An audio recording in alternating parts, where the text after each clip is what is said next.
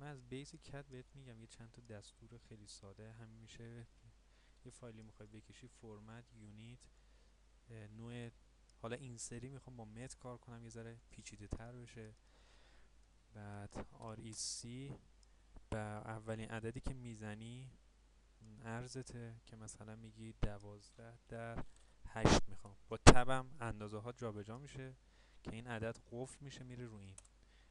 الان مربع کوچیکه اصلا مهم نیست، زد ای اینتر یکیشو انتخاب میکنه، روی زل وای میستیم که ابعادو به من میده. حالا میخوام آفست کنم، آفست اینتر ممیز 20 دیگه، برای متر باید پوینت بذاری. خب حالا میخوام به باندری کردن، یه دو تا روش داریم برای این کار. از الان من خطامو با قرمز میکشم. یکی اینکه دیوارا رو من صاف ویان بکشم، این برای جاهایی که دیوارام تیپ باشه، مستطیل باشه. اما جاهایی که به فرض دیوارام انحنا داشته باشه باید با یه خط اینجا رو ببندم. بعد حالا بی او میزنم. بی او باعث میشه که این خطمون یه فضای بسته داشته باشه که من اکسترود میکنم.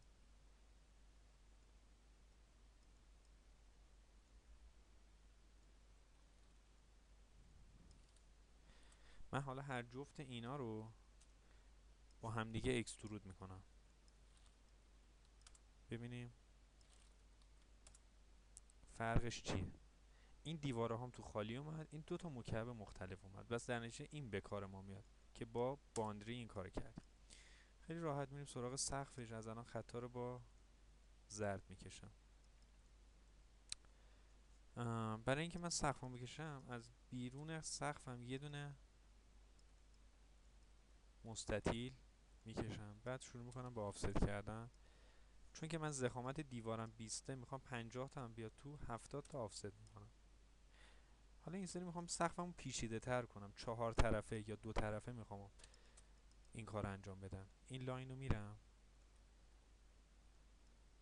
اینجا رو مستطیل کردم، یعنی 4 تا مستطیل میخوام که هر کدوم از اینا یه نور مخفی توش بخوره، وسطش هم به هم دیگه راه داشته باشه.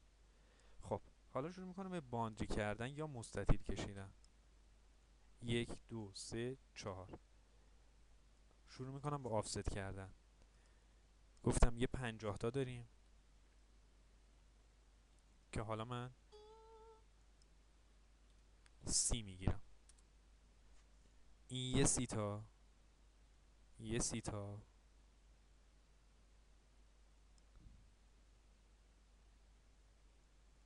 چرا 50 نگرفتم؟ چون که الان جمع این دوتا شد 60. حالا این خطای اضافه رو چیکار میکنم؟ پاک میکنم. شروع میکنم به آفست کردن. الان دو تا خط دیگه بعد اضافه کنم به این، یه 20 تا،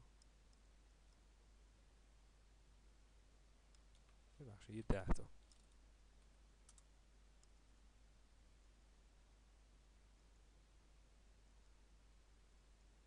خیلی راحت. حالا شکلمو شروع میکنم به حجم دادن. با شیفت و اسکرول هم این کارو میکنم. EXT. گفتم این دیوار اصلیمه، سقف اصلیمه 50 تا. حالا ما توی اینا دو تا سقف داریم، گفتم همیشه اینی که وسط میمونه رو 10 تا بعد اکسترود کنیم. پس تمام اینایی که داخله رو چیکار میکنم؟ انتخاب میکنم 20 تا.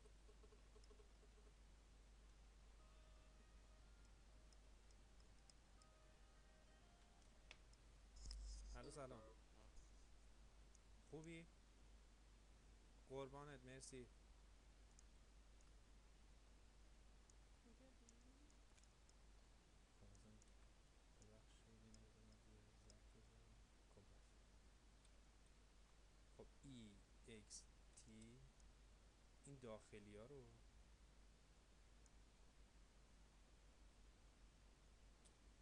گفتم چقدر؟ 20 تا. دوباره EXT. حالا میمونه داخلی ها دیگه، اونایی که بینشه. اینا برای چیه؟ نور مخفیه. اینا 10 تا. از نمای روبرو نگاه میکنی، اینه که 50 تا. نگاه کن قشنگ. حالا من چون که حفظم نمیرم برای شما میزنم. از اینجا تا اینجا چقدر اختلافه؟ 50 تا. اینو 50 تا موو میکنم بالا و حتی اینا رو هم 10 تا موو میکنم بالا، چون که اونو 20 گرفتیم، اینم 10، اختلافش میشه 10 تا. یه همچین شکلی باید در بیاریم.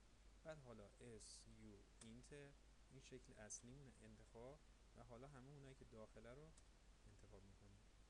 این یه شکلی گرفتش، این شکلی، این سقف 4 طرفه شد، دیدین؟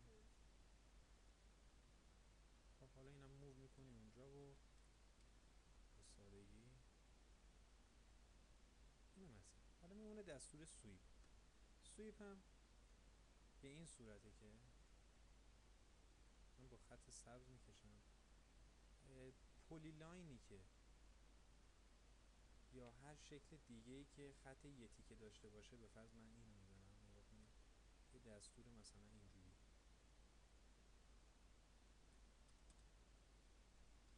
وقتی من یه مستطیل توی شروع این داشته باشم، از نمای روبرام یه مستطیل میکشم، مقطع قرنیس 1 سانت،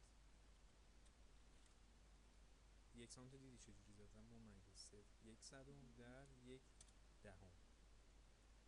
حالا با دستور چند فیلت هم اینو یه فلش پایین، رادیوس ممیز 1 صدم که میشه 1 سانت، کلیک کلیک. اینو فقط کافیه که دیدی مستطیل ما الان اینجا کشید، با زد ای اینتر حل میکنه. نیازی هم نیست اینو همیشه بیاریم رأس کار، اما بهتره که این کارو بکنیم، این دوتا رو با هم دیگه ارتباط داشته باشن. الان من اینو روی این ارتباط ندادم دیگه، اینو سویپ بزنم این دستور اجرا میشه، اما بهتره که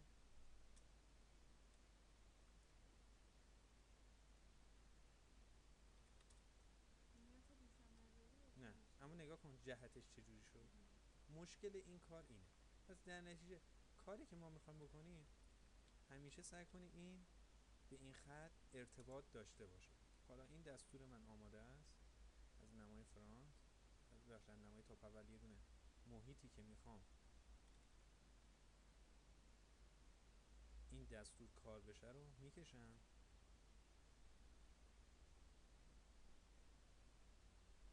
ببین الان بیرونش میکشه، این نقطه تداخل داخلش نمیشه، سقف رو نمیشناسه، سقف رو میشناسه، ببخشید کاری نداره، یه دونه آر ای سی میزنم. منم اختلاف سطح هم میدونم چقدر دیگه، اینو میارم این و یه آفست میگیرم. چقدر گرفتم؟ 10 تا یا 20 تا؟ ضخامت دیوارمو 10 گرفتم. این دیوار داخلی منه دیگه. حالا اینو موو میکنم،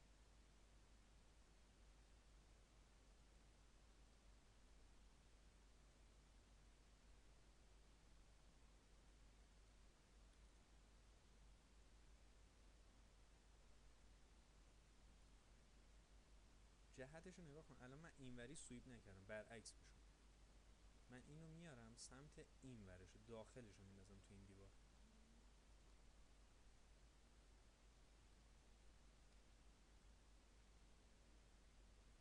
اینو نبشم نمیندازم، یه ذره میبرم این ورتر. حالا دستور سویت، انتخاب جسم اینتر و مسیر، و حالا دیگه بقیه